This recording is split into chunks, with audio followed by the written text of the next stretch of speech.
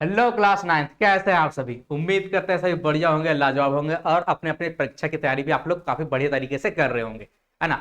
और चूंकि एग्जाम है और परीक्षा की तैयारी के लिए बहुत ज्यादा जरूरी होता है कि प्रीवियस ईयर क्वेश्चंस और सभी मॉडल पेपर्स को अच्छे से हम लोग प्रैक्टिस कर ले, क्योंकि जैक बोर्ड क्या करता है, इन्हीं सभी क्वेश्चंस को घुमा फिरा करके पूछते रहता है ना। तो आज हम लोग लेकर के आ गए हैं फिर से एक मॉडल पेपर, और एक एक करके हम लोग सोल्व करेंगे। आप लोग भी पीछे से सोल्व करते चलिएगा और बताइएगा कि आप लोग का कितना नंबर आया है ना। तो फटाफट से हम लोग सोल्व करते हैं जी। तो सबसे पहला क्वेश्चन है हमारे पास, फ्रांस की क्रांति का अग्रदूत किसे कहा जाता है। ठीक है, फ्रांस की क्रांति का अग्रदूत किसे कहा जाता है। नेपोलियन को कहा जाता है, रूसो को कहा जाता है, दिदरो को कहा जाता है, या फिर वाल्टियर को कहा जाता है। तो हम सभी को पता है कि फ्रांस की क्रांति जब हुई थी ना 1789 में, ठीक है। तो ये अचानक से तो हो नहीं गई, लोगों के अंदर राष्ट्रवाद की जो भावना है ना, स्वतंत्रता की जो भावना, ये आई कैसे ना। तो इसका अग्रदूत किसे कहा जाता है, रूसो को कहा जाता है। इसने अपने किताबों के जरिए लोगों के अंदर है ना नए नए विचार भरे। ठीक है, तो ऑप्शन बी इसका क्या होगा, बिल्कुल करेक्ट होगा। दूसरा क्वेश्चन हमारे पास, निम्न में से किन वस्तुओं निम्न में से किन वस्तुओं पर अप्रत्यक्ष कर लगाया गया था। किन वस्तुओं पर अप्रत्यक्ष कर लगाया गया था। चावल और गेहूं, चाय और रेशम, नमक और तंबाकू, इनमें से कोई नहीं। इसका सही उत्तर क्या होगा, ऑप्शन सी, नमक और तंबाकू पर अप्रत्यक्ष कर लगाया गया था ना। फ्रांस की बात है ये। चलिए आगे बढ़ते हैं हम लोग। लेनन लेनन ने अपने अप्रैल है ना, लेनन ने अपने अप्रैल थीसिस द्वारा जो मांगे रखी थी, उनमें निम्न में से कौन सी मांग शामिल नहीं थी। कौन सी मांग इसमें से शामिल नहीं थी, है ना, जो लेनन ने रखी थी अपने अप्रैल थीसिस में। ठीक है, तो बैंकों का राष्ट्रीयकरण किया जाए, है ना, ये तो रखा गया था ना। युद्ध समाप्त किया जाए, है ना। उसके बाद क्या है, किसानों को सारी जमीन वापस किया जाए, या उद्योगों को मजदूरों के हवाले किया जाए। ठीक है, तो इसमें से ऑप्शन डी बिल्कुल करेक्ट होगा, है ना। कौन सी शामिल नहीं है, तो डी यानी कि उद्योगों को मजदूरों के हवाले किया जाए, ये शामिल नहीं है उसमें, है ना। तो इसका तीसरा का ऑप्शन डी बिल्कुल करेक्ट उत्तर होगा। चलिए क्वेश्चन नंबर 4 की तरफ बढ़ते हैं। बताइए, रूस रूस के स्थानीय स्वशासी संगठन कहलाते हैं, क्या कहलाते हैं। कन्वेंशन कहलाते हैं, सोवियत कहलाते हैं, है ना, डिटेक्टरी कहलाते हैं, या फिर ड्यूमा कहलाते हैं। इसका सही उत्तर क्या होगा, ऑप्शन बी, है ना, सोवियत कहलाते हैं। ठीक है, चलिए आते हैं क्वेश्चन नंबर 5 की तरफ। बताइए, धुरी शक्तियां किन देशों को कहा जाता है। ठीक है, धुरी शक्तियां किन देशों को कहा जाता है, सभी को पता है यार, जो द्वितीय विश्व युद्ध धुरी शक्तियां और मित्र राष्ट्रों के बीच लड़ा गया था। तो धुरी शक्तियां में मेन रूप से कौन कौन था, है ना, जर्मनी, फ्रांस, रूस, है ना। तो थोड़ा सा ऊपर कर लेते हैं, जर्मनी, ऑस्ट्रिया, तुर्की, या फिर जर्मन जर्मनी, इटली, जापान, या फिर ब्रिटेन, फ्रांस, रूस। तो इसका उत्तर क्या होगा, ऑप्शन सी, है ना, जर्मनी, इटली और जापान मुख्य रूप से थे। ठीक है, अब आप लोग को बताना है द्वितीय विश्व युद्ध कब स्टार्ट हुआ था, कब खत्म हुआ था, आप लोग कमेंट सेक्शन में बताना है। चलिए बताइए आप लोग, क्वेश्चन नंबर 6 का उत्तर, कि किस संधि द्वारा जर्मनी पर कठोर एवं अपमानजनक शर्तें थोप दी गई थी। किस संधि की तरफ, पेरिस की संधि, या फिर वियना की संधि, है ना, वर्साई की संधि, या फिर कुस्तुनतुनिया की संधि। किस संधि के द्वारा थोप दी गई, तो वर्साई की संधि, ऑप्शन सी बिल्कुल करेक्ट होगा, है ना। 1919 ईस्वी की बात है ये। और क्या बोलते हैं, प्रथम विश्व युद्ध के बाद की बात है ना। प्रथम विश्व युद्ध कब स्टार्ट हुआ था, कब खत्म हुआ था, ये भी आप लोग को कमेंट सेक्शन में बताना है। चलिए आगे बढ़ते हैं क्वेश्चन नंबर 7 की तरफ। बताइए, 1864 में किसने भारतीय वन सेवा की स्थापना की। किसने, कब, 1864 में, अंग्रेजों का जमाना था उस समय ना। तो कौन कौन किया था, बताइए। ब्रेंडिस ने, मैकाले ने, क्लिंटन ने, या फिर टैगोर ने, किसने किया था। तो इसका सही उत्तर क्या होगा, ऑप्शन ए, ब्रेंडिस ने किया था, है ना। ये जर्मनी का था, अंग्रेजों ने इसको लाया था भारत में वैज्ञानिक तरीके से जंगलों को, है ना, वनों को संगठित मतलब संरक्षण करने के लिए। ठीक है, चलिए आगे बढ़ते हैं हम लोग क्वेश्चन नंबर 8 की तरफ। कलांग कौन थे, कलांग कौन थे। दिहाड़ी मजदूर थे, कुशल लकड़हारे थे, गरीब मछुआरे थे, या फिर अस्थाई चरवाहे थे। तो क्या थे ये, तो ऑप्शन बी बिल्कुल करेक्ट होगा, है ना, कुशल लकड़हारे थे, है ना। चलिए आगे बढ़ते हैं हम लोग क्वेश्चन नंबर 9 की तरफ। आप लोगों को कितना सही हो रहा है जरूर बताइए कमेंट सेक्शन में, है ना। बताइए, बुग्याल क्या है, बुग्याल क्या है। ऊंचे पहाड़ों पर स्थित घास के मैदान, या फिर निचले हिस्से के आसपास पाए जाने वाले सूखे जंगल का इलाका, या फिर तटीय मैदान, या फिर रेगिस्तानी इलाका। तो क्या है बुग्याल, ऊंचे पहाड़ों पर स्थित घास के मैदान को ही यहाँ पे क्या बोला गया है, बुग्याल बोला गया। उत्तराखंड यानी कि जो पहाड़ी इलाका होता है वहां पे पाया जाता है। चलिए आगे बढ़ते हम लोग क्वेश्चन नंबर 10 की तरफ। दुनिया की आधी से ज्यादा चारवाहा, ठीक है, चारवाहा यानी कि जो जानवर मवेशी वगैरह चराते हैं ना, तो दुनिया की आधी से ज्यादा चरवाहा आबादी कहाँ रहती है? रूस में, ऑस्ट्रिया में, उत्तरी अमेरिका में, या फिर अफ्रीका में रहती है? कहाँ रहती है? तो सही उत्तर क्या होगा? डी, अफ्रीका में रहती है। ठीक है, देखिए इसमें से अगर जो भी टॉपिक आपको समझ में नहीं आ रहा ना, कमेंट सेक्शन में बता सकते हैं, उस पर अलग से वीडियो बना दिया जाएगा। और क्योंकि अब सभी चैप्टर को डिटेल में पढ़ना, चूंकि एग्जाम नजदीक है, तो आप लोग जो इंपॉर्टेंट है और जो समझ में अभी तक नहीं आया है उसको आप कमेंट कर सकते हैं, उस पर वीडियो बनाया जाएगा। ठीक है, चलिए आगे बढ़ते हम लोग। निम्नांकित में से कौन समकालीन दुनिया में सरकार का सबसे लोकप्रिय रूप माना है? देखिए अब यहाँ से सिविक्स का क्वेश्चन आ गया, ऊपर हिस्ट्री का था, अब सिविक्स का क्वेश्चन आ गया है। तो अभी समकालीन दुनिया मतलब आजकल की जो दुनिया है, अभी की दुनिया है, मॉडर्न दुनिया है, उसमें सरकार के सबसे लोकप्रिय रूप क्या है? सैन्य शासन है, तानाशाही, लोकतंत्र है, या फिर राजतंत्र है? सही उत्तर क्या होगा? बहुत ही आसान सवाल है ना, लोकतंत्र है। लोकतंत्र आज के जो ज्यादातर देश अपने आप को लोकतांत्रिक देश ही बोलते हैं। ठीक है, चलिए आगे बढ़ते हैं हम लोग क्वेश्चन नंबर 12 की तरफ। इनमें से कौन, बताइए, इनमें से कौन सा तर्क लोकतंत्र के पक्ष में अच्छा नहीं है? ठीक है, लोकतंत्र के पक्ष में क्या है? अच्छा नहीं है। ठीक है, तो वो बताना है। लोकतंत्र मतभेदों और टकराव को संभालने का तरीका उपलब्ध कराता है, ये तो अच्छा है ना। लोकतांत्रिक सरकारें लोगों के प्रति ज्यादा उत्तरदायी होती है, बिल्कुल ये भी क्या है? अच्छा है। लोकतंत्र बेहतर निर्णय लेने की संभावना बढ़ाता है, बिल्कुल ये भी अच्छा है। लोकतंत्र नागरिकों का सम्मान नहीं बढ़ाता है, ठीक है, तो ये तो बिल्कुल गलत है ना। लोकतंत्र क्या नागरिकों का सम्मान नहीं बढ़ाता है? बढ़ाता है ना, तो ऑप्शन डी यहाँ पे क्या होगा? बिल्कुल करेक्ट हो जाएगा, यानी कि 12 का ऑप्शन सही ऑप्शन क्या होगा? डी होगा। चलिए आगे बढ़ते हम लोग क्वेश्चन नंबर 13 की तरफ। संविधान संविधान की आत्मा किसे कहते हैं? संविधान की आत्मा किसे कहते हैं? प्रस्तावना, प्रारूप, अनुच्छेद, या फिर दर्शन? किसे कहते हैं? बहुत ही आसान सा सवाल है ना। तो संविधान की आत्मा प्रस्तावना को कहते हैं। ठीक है, तो आप लोग अगर आप लोग को मजा आ रहा है ना, आप अगर इसमें से जो 40 में से जिसका 35 से ज्यादा नंबर आएगा, समझिए उसका तैयारी काफी अच्छे तरीके से चल रही है। जिसका कम नंबर आएगा उनको थोड़ा ज्यादा मेहनत करने की जरूरत होगी, है ना। तो आगे बढ़ते हैं। क्वेश्चन आसान लग रहा है, मजा आ रहा है, तो एक बार वीडियो को लाइक जरूर कर दीजिएगा। चलिए आगे बढ़ते हैं हम लोग।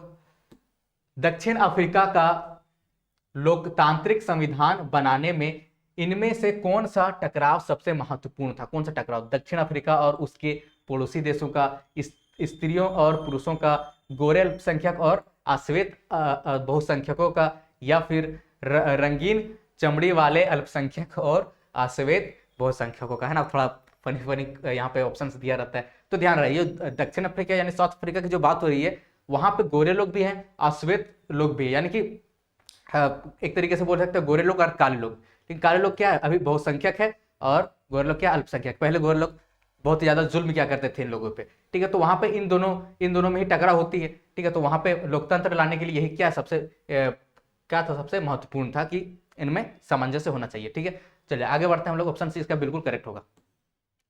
पता है अब झारखंड विधानसभा सीटों की संख्या कितनी है? तो कितनी है? 80 है, 81 है, 82 है, या फिर 83 है? तो कितनी है?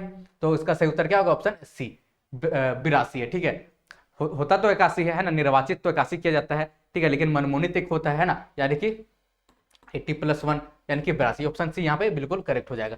चलिए आगे बढ़ते हैं हम लोग।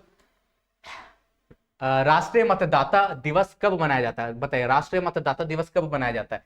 25 फरवरी को मनाया जाता है, 20 मार्च को, 23 अप्रैल को, या फिर 25 जनवरी को? ठीक है, मतदाता दिवस कहने का मतलब जैसे कि जो भी 18 साल के प्लस होते हैं उसको वोट करने का अधिकार होता है, तो सही तरीके से वोट करना उसको आना चाहिए, सही नेता को चुनना आना चाहिए। ठीक है, तो उसके लिए उन्हें जागरूक करना जरूरी है ना, तो इसलिए दिवस मनाया जाता है। तो कब मनाया जाता है? तो ये बनाया जाता है, ऑप्शन डी बिल्कुल करेक्ट होगा, 25 जनवरी को। यानी कि 26 जनवरी को तो हम लोग जो क्या बोलते हैं, हमारा जो कानून लागू हुआ था उसी से एक दिन पहले 25 जनवरी को रखा गया, राष्ट्रीय मतदाता दिवस रखा गया, क्योंकि भारत में क्या है कि लोगों में उतना ज्यादा शिक्षा वगैरह नहीं है, तो ये रखा गया था। हालांकि कोई मनाता तो है नहीं, है ना, ना ही कोई जागरूक वगैरह करता है, बस कब आता है कब निकल जाता है पता नहीं चलता है ना। चलिए आगे बढ़ते हैं हम लोग। वर्तमान समय में भारत के राष्ट्रपति कौन है? पता है वर्तमान समय में भारत के राष्ट्रपति कौन है? सोनिया गांधी है, द्रौपदी मुर्मू है, नरेंद्र मोदी है, या फिर रामनाथ कोविंद है? बहुत ही आसान सवाल। कौन है अभी वर्तमान समय में? द्रौपदी मुर्मू। ठीक है, ऑप्शन बी क्या होगा? बिल्कुल करेक्ट होगा। चलिए आगे बढ़ते हैं हम लोग। बताइए, निम्नांकित में से कौन भारतीय संसद के दो सदन है ना? भारतीय संसद के दो सदन कौन कौन है? लोकसभा और ग्राम सभा, राज्यसभा और नगर परिषद, लोकसभा और राज्यसभा, विधानसभा और ग्राम सभा। तो ऑप्शन सी बिल्कुल क्या होगा? करेक्ट होगा, लोकसभा और राज्यसभा, है ना। जब कानून वगैरह पास होती है तो इन दोनों, लोकसभा राज्यसभा दोनों से पास कराना पड़ता है, फिर राष्ट्रपति उसमें साइन करता है, उसके बाद फिर कानून बन जाता है ना। इस तरीके से कानून बनता है हमारे देश में। चलिए आगे बढ़ते हैं हम लोग क्वेश्चन नंबर 19 की तरफ। बताइए संगठन और संघ बनाने की स्वतंत्रता किस मौलिक अधिकार के अंतर्गत आता है? समानता का अधिकार के अंदर आता है, स्वतंत्रता का अधिकार, धार्मिक स्वतंत्रता का अधिकार, या फिर शोषण के खिलाफ अधिकार? ठीक है, ये सब तो मौलिक अधिकार है, लेकिन ये जो संगठन और संघ बनाने का स्वतंत्रता जो मिली हुई है वो किसके अंदर? तो ये किसके अंदर आएगी? ऑप्शन बी, स्वतंत्रता का अधिकार, है ना। क्वेश्चन में ही आंसर छुपा होता है, ठीक है। आप लोग ध्यान से पढ़िएगा तो आप लोग को मिल जाएगा, ठीक है। ऑप्शन बी इसका क्या होगा? बिल्कुल करेक्ट होगा। क्वेश्चन नंबर 20 की तरफ बढ़ते हैं, है ना। आधा कंप्लीट हो चुका है और आधा मैं उम्मीद करता है आप लोग का मैक्सिमम सही हुआ होगा। चलिए आगे बढ़ते हैं हम लोग। निम्नलिखित में से कौन मौलिक अधिकारों में नहीं आता है? समानता का अधिकार, स्वतंत्रता का अधिकार, है ना, संवैधानिक उपचार का अधिकार, जातिगत भेदभाव का अधिकार, है ना। तो यह तो साफ साफ पता चल रहा है, तो ऑप्शन डी है ना। जातिगत भेदभाव का अधिकार तो नहीं होता है, हमारे यहाँ पे समानता का अधिकार मिलता है, लेकिन भेदभाव का तो अधिकार मिलता नहीं है ना। भेदभाव का अधिकार रहेगा, फिर समानता का अधिकार किस बात का, है ना। तो ये एक दूसरे का विपरीत है, तो ऑप्शन डी क्या होगा? यहाँ पे बिल्कुल करेक्ट होगा। चलिए क्वेश्चन नंबर 21 की तरफ बढ़ते, बताइए भारत का क्षेत्रफल, है ना, भारत का क्षेत्रफल विश्व के क्षेत्रफल का कितना प्रतिशत है? यहाँ से ज्योग्राफी का क्वेश्चन आ गया, है ना। तो बताइए भारत का जो क्षेत्रफल है विश्व के क्षेत्रफल का कितना प्रतिशत? 24.2 या फिर 2.4, 10.2, 14.6? तो सही उत्तर क्या है? बहुत ही आसान सा सवाल, 2.4% है ना। और क्या बोलते हैं, क्षेत्रफल के लिहाज से ये इतना प्रतिशत है पूरा विश्व का भारत, है ना। और कितने नंबर पे आता है ये क्षेत्रफल के हिसाब से? तो 7वां सबसे बड़ा देश में आता है ना भारत। चलिए आगे बढ़ते हम लोग। निम्नांकित में से कौन हमेशा बर्फ से ढका रहता है? बर्फ से हमेशा ढका रहेगा कौन? महान हिमालय, है ना, शिवालिक, या फिर पूर्वी घाट, या फिर अरावली? तो उसका सही उत्तर क्या होगा? महान हिमालय, है ना। हिमालय वगैरह का फोटो वगैरह देखोगे पूरा पूरा बर्फ से क्या होता है? ढका रहता है। चलिए आगे बढ़ते हम लोग। उत्तरी मैदान किन नदियों से बना है? बताइए उत्तरी मैदान किन नदियों से बना है? गंगा, यमुना, कावेरी, नर्मदा, तापी, गोदावरी, सिंधु, कृष्णा, माही, गंगा, सिंधु, ब्रह्मपुत्र? ऑप्शन डी क्या होगा? बिल्कुल करेक्ट होगा। जो उत्तरी मैदान है वो गंगा, सिंधु और ब्रह्मपुत्र से बनी है। तो नदियों द्वारा जो जलोढ़ मृदा लाई जाती है, ठीक है, तो उस मृदा की वजह से ये जो मैदान है क्या है? पूरा उपजाऊ रहता है ना, काफी उपजाऊ भूमि माना जाता है। तो इन तीनों नदियों से बना। चलिए आगे बढ़ते हैं हम लोग। प्रायद्वीपीय नदियां होती है, प्रायद्वीपीय नदियां क्या होती है? सदा जल प्रवाही होती है ना, या फिर ग्रीष्मकालीन जल प्रवाही, वर्षाकालीन जल प्रवाही, या फिर सदा शुष्क? क्या है? तो ऑप्शन सी क्या होगा? बिल्कुल करेक्ट होगा, वर्षाकालीन जल प्रवाही। यानी कि सिर्फ वर्षा के समय में क्या होगा? वहां पे जल रहेगा, वर्षा खत्म तो जल खत्म।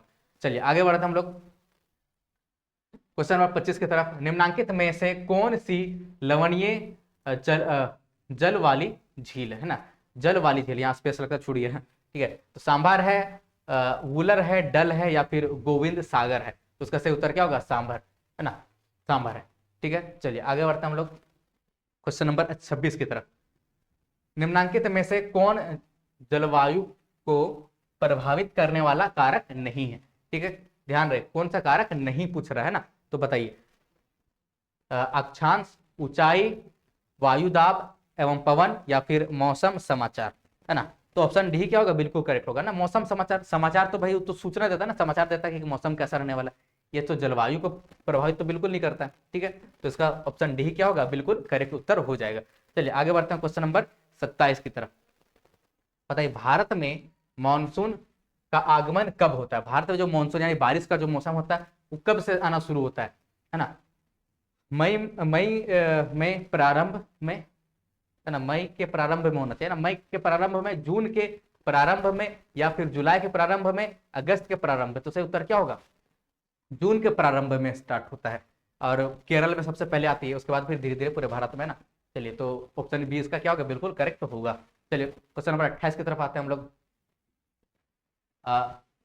नागफनी किस वनस्पति क्षेत्र में पाई जाती है? नागफनी किस वनस्पति क्षेत्र में पाई जाती है? उष्णकटिबंधीय वर्षा वन क्षेत्र में, उष्णकटिबंधीय पतझड़ वन क्षेत्र में, कांटिले वन तथा पहाड़ियों के क्षेत्र में या फिर मैंग्रोव वन क्षेत्र में। तो उसका सही उत्तर क्या होगा? उसका सही उत्तर ऑप्शन सी, कंटीले वन तथा झाड़ियों के क्षेत्र में पाई जाती है। चलिए क्वेश्चन नंबर 29 की तरफ बढ़ते हैं। बताइए भारत में लिंगानुपात के संदर्भ में, ठीक है, अब यहाँ से हमारा इकोनॉमिक्स का क्वेश्चन शुरू होने वाला है ना। चलिए बताइए भारत में लिंगानुपात के संदर्भ में, हालांकि ज्योग्राफी और इकोनॉमिक्स दोनों में ही देखने को मिलता है, भारत के लिंगानुपात के संदर्भ में कौन सा कथन सही है? ठीक है, कौन सा कथन क्या है सही है? यहाँ पे 4 कथन है, देखते हैं कौन सा सही है। पुरुष और महिला दोनों की संख्या बराबर है ना। तो भारत में तो ऐसा तो है नहीं दोनों को बराबर, पुरुषों की संख्या महिलाओं से कम है, ऐसा है क्या? बिल्कुल नहीं, ये भी गलत हो गया ना। महिलाओं की संख्या पुरुषों से कम, तो महिला की संख्या पुरुषों से कम तो है ना, तो ये तो सही लग रहा है। आगे क्या लिखा हुआ? महिलाओं की संख्या पुरुषों से अधिक है, ये भी गलत है। तो ऑप्शन सी ही बिल्कुल क्या हो जाएगा? सही उत्तर हो जाएगा। यही कथन क्या है? बिल्कुल सही है। ठीक है, चलिए क्वेश्चन नंबर 30 की तरफ बढ़ते हैं। जनसंख्या में होने वाले परिवर्तन की क्रियाएं कौन है ना? तो जन्म दर, मृत्यु दर, प्रवास या फिर उपरोक्त तीनों। इसका सही उत्तर क्या होगा? ठीक है, परिवर्तन, जन्म दर से भी तो परिवर्तन होता है ना। जन्म दर ज्यादा रहेगा तो ज्यादा लोग आएंगे, है ना, तो जनसंख्या में परिवर्तन होगा। मृत्यु दर ज्यादा रहेगा कम रहेगा? अगर ज्यादा रहेगा तो जल्दी जल्दी लोग मर जाएंगे तो जनसंख्या घट जाएगी, तो इसमें भी जनसंख्या में परिवर्तन होगा। ठीक है, प्रवास से मान के चलिए गिरिडीह में कुछ लोग रहते हैं और वहां पे कुछ फैक्ट्री वगैरह लगाया गया, तो पता चला रांची से, है ना, चतरा से, हजारीबाग से सभी लोग वहां चले गए, तो अचानक से गिरिडीह का क्या बढ़ जाएगा? जनसंख्या बढ़ जाएगा। ठीक है, तो जनसंख्या परिवर्तन होगा गिरिडीह का, तो यानी प्रवास कर जाएंगे यहाँ से उधर, प्रवास से भी होता है, तो यानी उपरोक्त सभी, तो डी बिल्कुल इसका करेक्ट उत्तर होगा, है ना। आप लोग बताइए किस किस जिले से आप लोग देख रहे हैं ना क्लास 9 का, कौन बच्चे जो है वो कहाँ से देख रहे हैं, कौन से जिले से, थोड़ा पता चलेगा ना। चलिए आगे बढ़ते हैं हम लोग क्वेश्चन नंबर 31 की तरफ, है ना। उत्पादन की पहली आवश्यकता क्या है? उत्पादन की पहली आवश्यकता क्या है? श्रम, भूमि, भौतिक पूंजी या फिर मानव पूंजी, है ना। इसमें थोड़ा सा दिमाग लगाने वाली बात है कि उत्पादन अगर करना है तो सबसे पहले जरूरत तो हमें जमीन की पड़ी, जमीन ही नहीं रहेगा तो बाकी चीज का क्या ही करेंगे, जमीन में ही तो उत्पादन करेंगे ना हम लोग। सबसे पहली जो जरूरत है वो क्या है? भूमि की। तो ऑप्शन भी क्या होगा? बिल्कुल करेक्ट होगा। क्वेश्चन नंबर 32 की तरफ बढ़ते हैं हम लोग। अस्थायी पूंजी और कार्यशील पूंजी किसके स्रोत हैं? भौतिक पूंजी के हैं, मानव पूंजी के, भौतिक और मानव पूंजी दोनों, या फिर उपरोक्त में से कोई नहीं। तो इसका सही उत्तर क्या होगा? ऑप्शन है भौतिक पूंजी की, पूंजी में इसको उसी के स्रोत। चलिए आगे बढ़ते हैं क्वेश्चन नंबर 33 की तरफ। पालमपुर में गैर कृषि क्रियाएं हैं, ठीक है, पालमपुर जो गांव है तो वहां पे जो गैर कृषि क्रियाएं क्या है? परिवहन है, दुकानदारी है, लघु विनिर्माण है, या फिर उपरोक्त सभी। तो सही उत्तर क्या होगा? उपरोक्त सभी। ये सभी क्या है? गैर कृषि कार्य है और जो वहां पे पालमपुर में लोग करते हैं। चलिए आगे बढ़ते हैं हम लोग। किस प्रकार की जनसंख्या, है ना, किस प्रकार की जनसंख्या अर्थव्यवस्था की परिसंपत्ति, परिसंपत्ति यानी संपत्ति अर्थव्यवस्था की, जैसे कि भारत की अर्थव्यवस्था होगी या फिर किसी भी देश की अर्थव्यवस्था है, उसकी परिसंपत्ति किस प्रकार की जनसंख्या होती है? साक्षर एवं स्वस्थ जनसंख्या, है ना, स्वस्थ जनसंख्या, या फिर अकार्यशील जनसंख्या, या फिर इनमें से कोई नहीं। उसका सही उत्तर क्या होगा? ऑप्शन है साक्षर और स्वस्थ जनसंख्या, है ना। देखिए अस्वस्थ रहेगा तो बोझ बन जाएगा ना, यानी कि लोग बीमार रहेंगे तो हमारे लिए किसी काम का नहीं, लेकिन जो साक्षर रहेंगे, पढ़े लिखे लोग रहेंगे, स्वस्थ रहेंगे तो हमारे लिए बहुत काम के। तो ये क्या है? परिसंपत्ति, ये बोझ नहीं है। बाकी, है ना, अकार्यशील या फिर अस्वस्थ लोग हैं, बीमार लोग हैं, तो सब एक तरीके से बोझ है हमारे। तो ऑप्शन ए इसका बिल्कुल करेक्ट होगा। चलिए आगे बढ़ते हैं क्वेश्चन नंबर 35 की तरफ। निम्नांकित में से किन में निवेश से मानव संसाधन में उच्च प्रतिफल प्राप्त होते हैं? ठीक है, कहां पे निवेश करेंगे कि जो मानव संसाधन है उसमें उच्च प्रतिफल यानी कि ज्यादा फायदा देगा, है ना। तो लघु और बृहद उद्योग यहाँ पे इन्वेस्ट या फिर निवेश करने में, या फिर परिवहन और संचार, शिक्षा और चिकित्सा, बैंकिंग और व्यवसाय। तो सही उत्तर क्या होगा? ऑप्शन सी शिक्षा। देखिए यहाँ पे मानव संसाधन की बात हो रही है, तो मानव में अगर शिक्षा बढ़ेगी, है ना, चिकित्सा का सुविधा यानी कि स्वास्थ्य अच्छा रहेगा मानव का, तभी मानव संसाधन अच्छा प्रतिफल देगा, यानी कि अच्छा उत्पादन वगैरह देगा। चलिए आगे बढ़ते हैं हम लोग क्वेश्चन नंबर 36 की तरफ। बताइए विश्व में भारत में डैश निर्धनों का संकेंद्रण है? तो भारत में सबसे अधिक निर्धन का संकेंद्रण है, सबसे कम है, चीन के बराबर है, या शून्य? तो उसका सही उत्तर क्या होगा? ऑप्शन ए सबसे अधिक निर्धनों, निर्धन यानी कि गरीब लोगों का संकेंद्रण, है ना। भारत में भी बहुत सारे लोग क्या है? गरीब। तो ऑप्शन ए बिल्कुल करेक्ट होगा। चलिए आगे बढ़ते हैं हम लोग। निर्धनता रेखा का निर्धारण करते समय इनमें से किस पर विचार नहीं किया जाता है? ठीक है, किस पर विचार नहीं किया जाएगा? भोजन आवश्यकता, चिकित्सा आवश्यकता, मनोरंजन आवश्यकता, वस्त्र आवश्यकता। ठीक है, तो वस्त्र की तो जरूरत पड़ेगी, चिकित्सा की जरूरत पड़ेगी, भोजन की तो बहुत ही ज्यादा जरूरत पड़ेगी, है ना। मनोरंजन आवश्यकता पे विचार नहीं किया जाएगा, तो ऑप्शन सी इसका क्या होगा? बिल्कुल करेक्ट होगा। चलिए आगे बढ़ते हम लोग। बताइए बफर स्टॉक क्या है? बफर स्टॉक क्या है? सरकार द्वारा अधिप्राप्त अनाज का भंडार है, दुकानदारों द्वारा किया गया जमाखोरी है, दलालों द्वारा विक्रय किया गया अनाज, या फिर किसान द्वारा जमा अनाज, क्या है? तो उसका सही उत्तर क्या होगा? सरकार द्वारा अधिप्राप्त अनाज का भंडार, है ना। सरकार क्या करती है? भंडार कर रखती है अनाजों का, ताकि जरूरत पड़ने पे उस जो सभी लोगों को खाना मिले, है ना। चलिए आगे बढ़ते हम लोग। खाद्य सुरक्षा का अर्थ है ना, खाद्य सुरक्षा का क्या अर्थ है? सुरक्षित घेरे में खाना, या फिर सभी लोगों के लिए सदैव भोजन की उपलब्धता, अमीर लोगों को सुरक्षित भोजन उपलब्ध कराना, या फिर निर्यात के लिए अनाज की सुरक्षा। सही उत्तर क्या होगा इसका? ऑप्शन बी, सभी लोगों के लिए सदैव भोजन की उपलब्धता ही खाद्य सुरक्षा होती है ना। यानी कि खाद्य सुरक्षा रहेगी तो सभी लोगों को खाना मिलना जरूरी है ना। चलिए आगे क्वेश्चन है हमारा 40। सार्वजनिक वितरण प्रणाली, सार्वजनिक वितरण प्रणाली किससे संबंधित है? अनाजों का निर्यात से, गरीबी उन्मूलन कार्यक्रम से, खाद्य सुरक्षा से, या फिर खाद्य पदार्थों की जमाखोरी से। उसका सही उत्तर क्या होगा? ऑप्शन सी, खाद्य सुरक्षा से, है ना। हम लोग को जो भी राशन वगैरह आप लोग को मिलता होगा, है ना, तो ये इसी के तहत मिलता है, ताकि सभी लोगों को खाना मिले। तो सार्वजनिक वितरण प्रणाली किससे संबंधित है? तो खाद्य सुरक्षा से संबंधित है। अब आप लोग बताइए कि आप लोगों को कितना क्वेश्चन सही हुआ है, और बताइए कि आप लोगों की तैयारी सही से चल रही है नहीं चल रही है ना। किसी भी टॉपिक को समझना है आप लोग कमेंट में बता दीजिए, उस पर वीडियो बन जाएगा। और भी क्वेश्चन चाहिए आप लोग को, है ना, ताकि आप लोग ज़्यादा से ज़्यादा प्रैक्टिस कर सके, क्योंकि जो जैक बोर्ड जैसे कि सभी लोग कहते ही हैं, और यही बात सच है कि क्या है कि जो प्रीवियस ईयर का क्वेश्चन है ना, या फिर जितने भी मॉडल पेपर्स हैं, वही सब में से घुमा फिरा करके क्वेश्चन आता है ना। कुछ नए नए क्वेश्चन नहीं रहते। तो पुराने ही जितने जितने क्वेश्चन पेपर है वो अगर आप लोग कर लिए तो आप लोग के लिए वो क्या रहेगा? मोर देन इनफ रहेगा, उससे बाहर नहीं पूछेगा। ठीक है, तो उम्मीद करते हैं सेशन पसंद आया होगा। लाइक कीजिए और शेयर कीजिए इस वीडियो को, और हम लोग मिलते हैं नेक्स्ट क्लास में। ठीक है।